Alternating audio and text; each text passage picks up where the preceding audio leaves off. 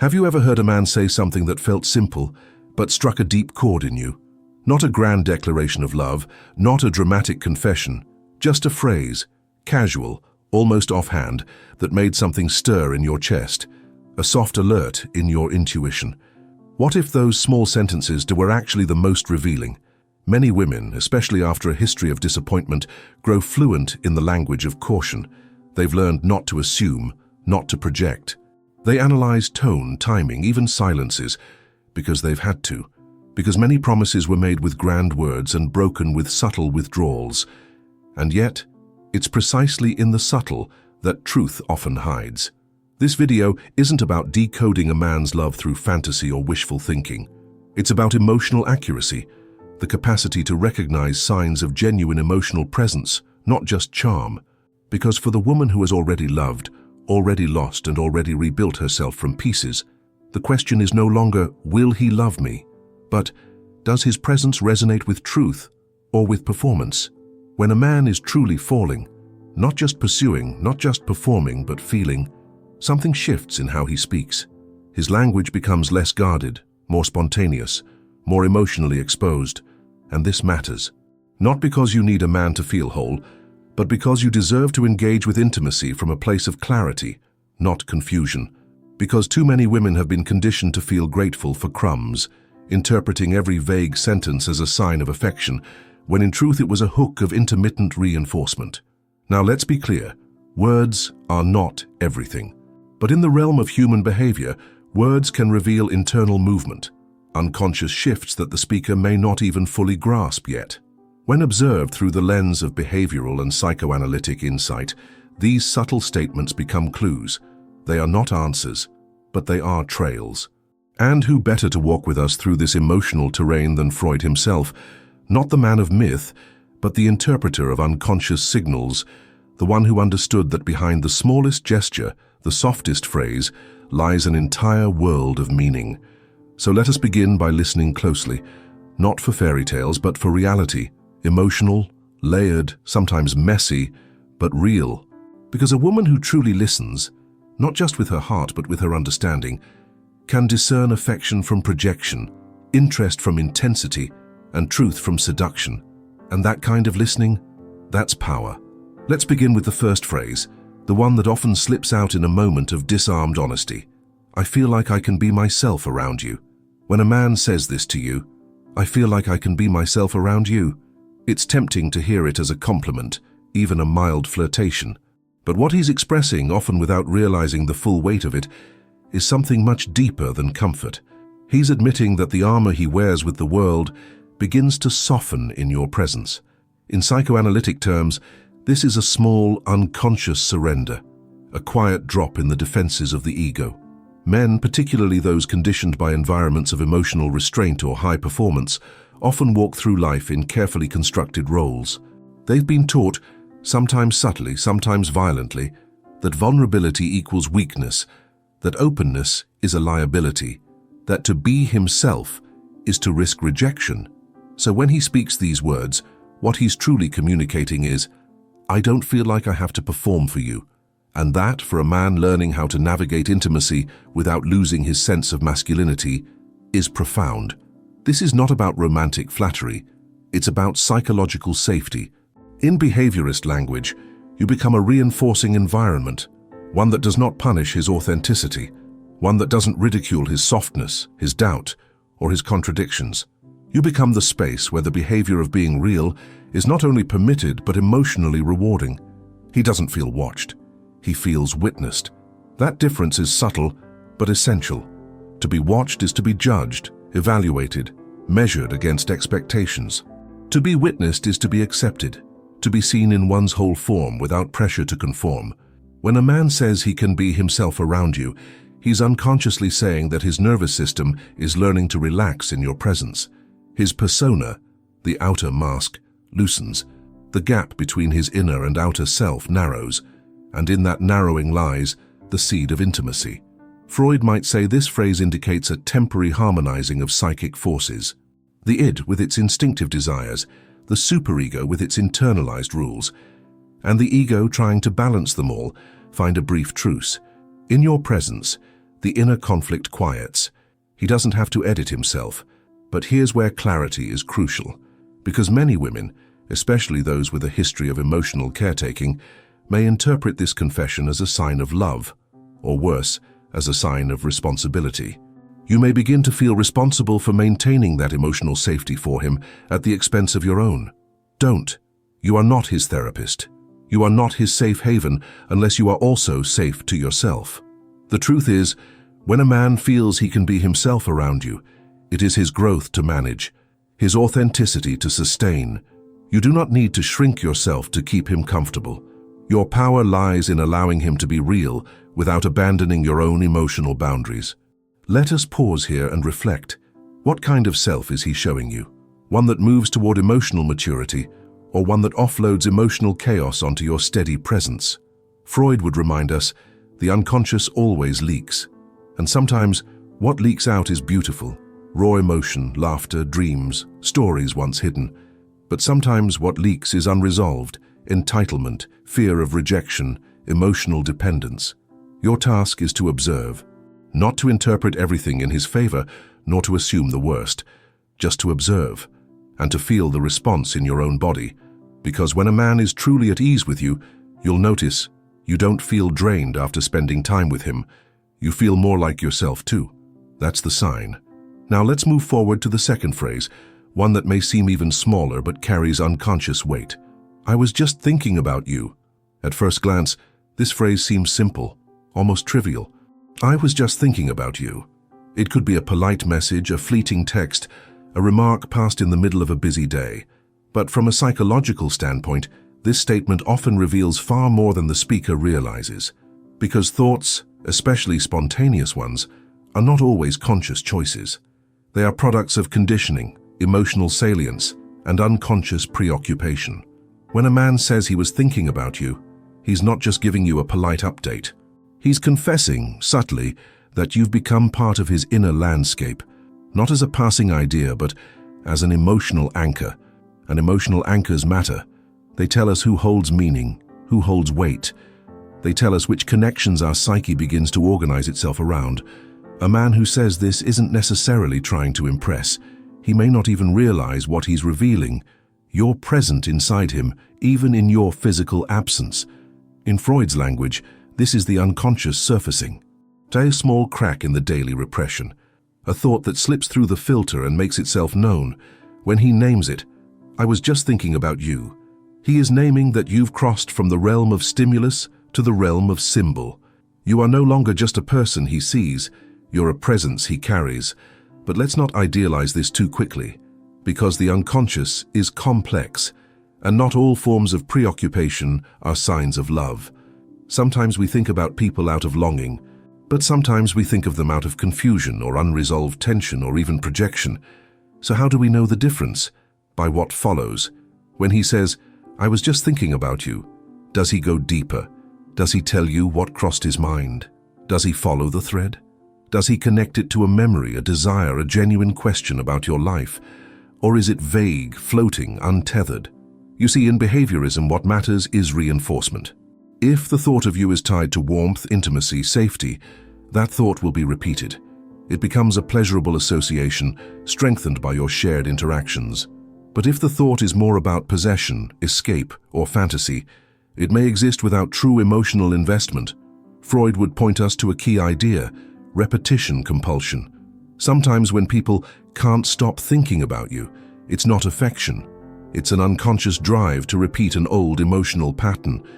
Perhaps you remind him of a mother who was nurturing or inconsistent. Perhaps your emotional availability triggers an old conflict between desire and self-protection. This is why discernment is everything. Because for many women, especially those conditioned to feel needed in order to feel loved, hearing this phrase can activate a dangerous reflex. He needs me. I'm important. But is he thinking of you as a real whole person or as a projection that fills an emotional gap?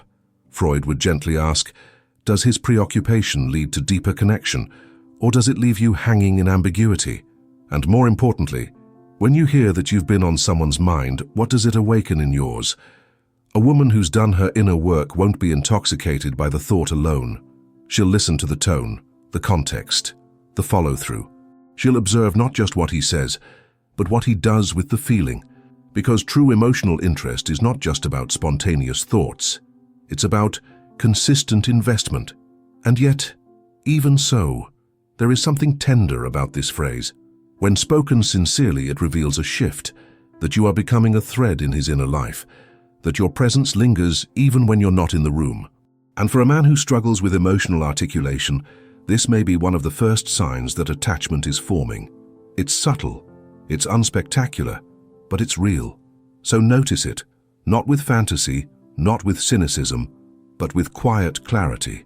And now, we move to the third sign, a phrase that reveals not just affection, but emotional intention. I want to know everything about you. When a man says, I want to know everything about you, he's not simply expressing curiosity, he's reaching. Emotionally, psychologically, and possibly even unconsciously, he's signaling a desire for proximity. A desire not just to witness your outer life, but to enter the private architecture of your being. In a culture where men are often socialized to stay on the surface, to ask about jobs, routines, opinions, but avoid emotional depth, this phrase stands out. Not because of its poetic tone, but because it marks a behavioral departure. It signals the impulse to merge, to understand, to form a bridge between his inner world and yours. This isn't about collecting facts, it's about emotional mapping. When someone wants to know everything about you, they are mapping your past, your longings, your fears, your inner weather, not to control, but to connect. They want to hold the full image of you in their mind, not just the parts you present, but the parts you may hide. Freud would interpret this impulse as the pull of intimacy, yes, but also as an attempt to manage the unknown.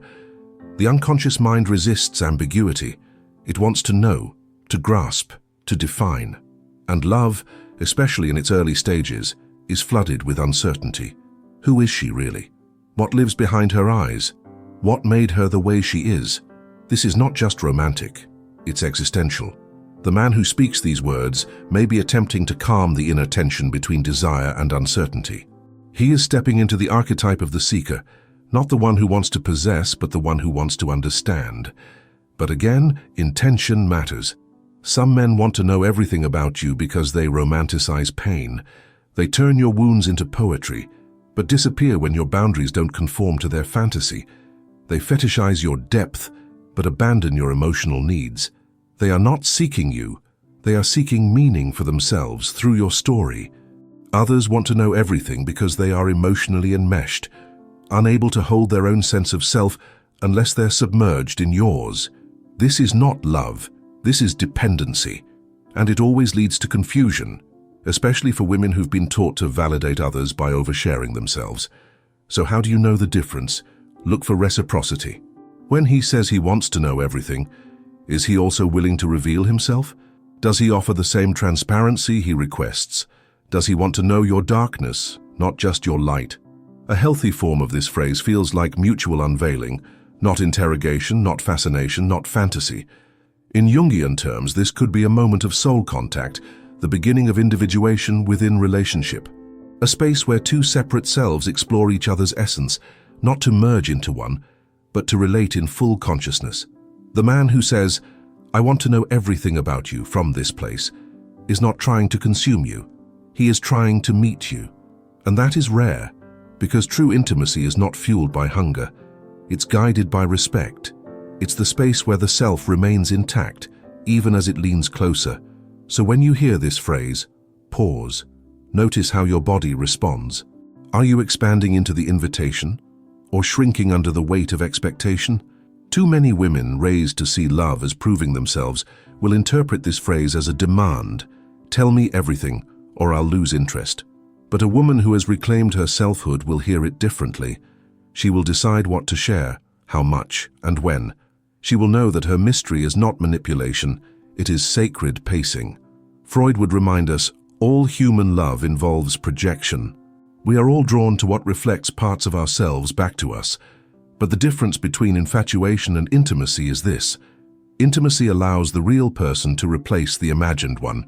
So, if he wants to know everything, let him earn it, not through tests, but through time. Because a woman's truth is not a story to be rushed through. It is a terrain to be respected. And now we move to the fourth phrase, subtle, but loaded with psychological symbolism. We should try that together. It might seem like an innocent suggestion. We should try that together. A shared hobby, a weekend trip, a new restaurant, something ordinary. But buried within these simple words is a shift in emotional structure, one that often escapes conscious notice, even from the man who says it, because what he's actually doing is moving from me to we. In behavior science, this is a change in frame, from individual reinforcement to shared reinforcement. He's no longer focused on experiences as personal pleasures, but as co-created moments. And in this framing, something vital happens. You are no longer just a companion. You're part of the internal picture of his future. Freud might say that the unconscious has begun to integrate you into its narratives. The ego, which typically guards its autonomy, begins to open space for another. The self is no longer defended, but extended, creating the possibility of a shared identity. Now, this doesn't mean he's planning a life with you just because he wants to go hiking or take a cooking class together. But the impulse to share, not just space, but experience, is a powerful behavioral cue, because men who are emotionally detached may enjoy your presence, even speak sweetly, but they don't include you in their future behaviors. They remain separate, detached. You orbit their life. You don't enter it. But when he says, we should try that, he's offering a small rehearsal of togetherness, an experiment in closeness. It is the behavioral foreshadowing of attachment. Jung might frame this as the symbolic emergence of the relational archetype, where the masculine begins to integrate the feminine not as other, but as a part of his evolving sense of self. This can be subtle, imperceptible at first, but it matters deeply. Because for many emotionally mature women, especially those who've spent years in relationships marked by emotional avoidance, the absence of we becomes loud. They remember partners who said, I, me, my plans, over and over, who kept their inner world private, who made them feel like a visitor, not a participant. So when this new man says, we should try that together, it can strike something in you, a soft ache, hope mixed with fear, a whisper of inclusion you weren't sure you'd feel again. But discernment is still essential, because not all we is real. Some men say we to manipulate, to accelerate intimacy, to create false closeness that benefits their emotional needs but ignores yours. We should travel. We should move in together. We should do everything. And yet, when the time comes, they vanish. Or worse, they say you misunderstood. This is the danger of premature fusion, the illusion of connection that has no ground beneath it.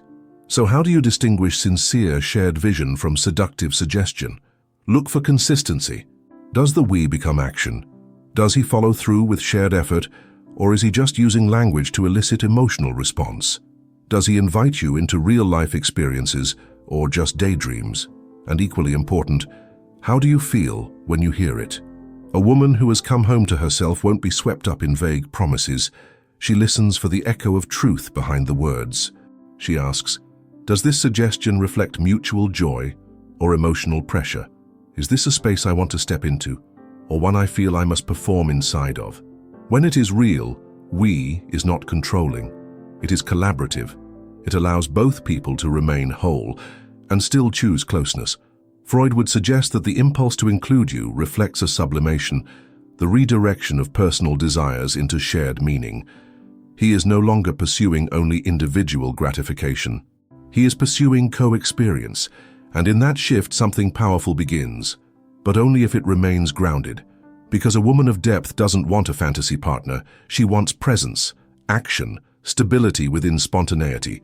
So if he says, we should try that together, listen not just to the words but to the pattern, the movement, the rhythm of how he invites you into his life. Because real love does not rush, it includes. And that inclusion is the first building block of shared emotional safety.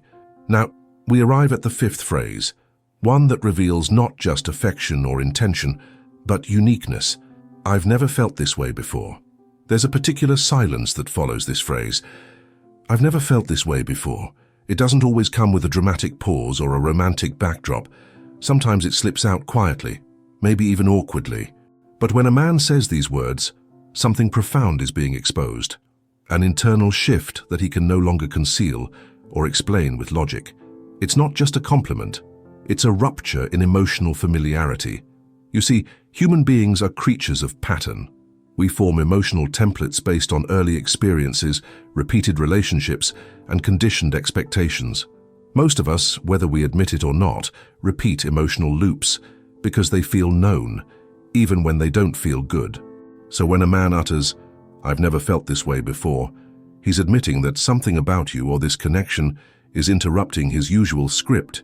There's an unfamiliar emotional landscape opening up, and while he may not fully understand it, he feels it. Freud would interpret this as the surfacing of repressed affect. That is, feelings that were once buried, denied, or unacknowledged are now breaking through, not in dramatic form, but in quiet revelation. This phrase is a leak in the wall of his emotional repression. But it's not only about the man, it also speaks to you and what your presence evokes. Because some women, especially those who have done the hard, inner labor of becoming emotionally sovereign, awaken unfamiliar feelings in others. You do not beg, you do not chase, you hold yourself with clarity. That emotional steadiness is rare and disorienting to those who are used to turbulence. Your calm may be the first time he's met a woman who doesn't play emotional games, who doesn't mirror his avoidance or amplify his confusion. And that stability, your self-possession, can feel entirely new. That is what he may be trying to express when he says, "I've never felt this way before." Not always passion, sometimes peace. But this is where caution must enter, because while novelty can be beautiful, it can also be misunderstood. Many women, especially those with a tender past, hear this phrase and immediately feel chosen, special, singular, and yes, it may be true, but the danger lies in assuming that emotional novelty equals emotional readiness. Sometimes what he's feeling isn't sustainable love. It's the adrenaline of new emotional terrain, the intoxication of depth he didn't know he needed, but also may not yet be equipped to sustain. Jung would call this projection. He doesn't yet see you. He sees the part of his soul he's never met before, and he believes you are the source. He is, in a sense, falling in love with the reflection of his own potential, awakened through your presence. And that too is tender, but it is not yet love. It is the beginning of self-awareness. So what should a woman do when she hears this phrase? First, honor it. Let it land. It does mean something. It means you've touched something real in him. Not because you performed, but because you were fully yourself. That is powerful. But second, do not assume responsibility for his transformation. His emotional awakening is his to navigate. You are not a healing center. You are not a revelation he must protect.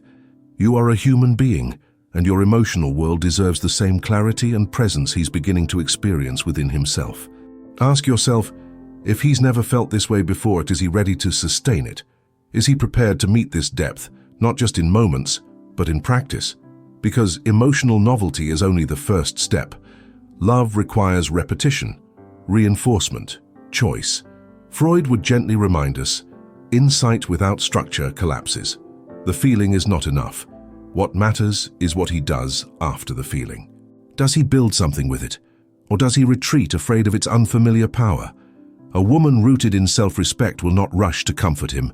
She will witness his revelation and stay grounded in her own truth. Because you too have felt things you've never felt before. And perhaps you've been here, hearing these words only to watch them dissolve into silence. You've learned that the rarest feeling is not intensity, it's consistency. So when he says, "I've never felt this way before," let it mean something. But let his next actions prove whether it meant enough. These phrases, "I feel like I can be myself around you," "I was just thinking about you," "I want to know everything about you," "We should try that together," and "I've never felt this way before," and are not just romantic flourishes. They are unconscious signals, behavioral shifts, evidence of something forming beneath the surface. But only if we learn to listen beyond the words. Because in the realm of human connection, what is unspoken often speaks the loudest.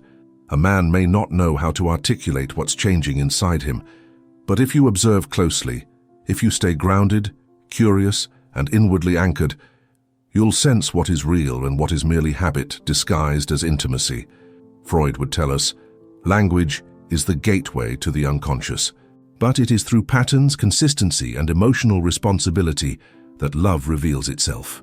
So, woman of depth, the one who has lived, lost, healed, and risen, may you listen with both heart and clarity. Not every phrase deserves your hope, but some do deserve your attention. And now I invite you to share. Have you heard these words before? Did they lead to something real or something revealing? Leave your experience in the comments below. And don't forget to subscribe if you want more psychological insights into love, behavior, and the quiet power of a woman who knows herself.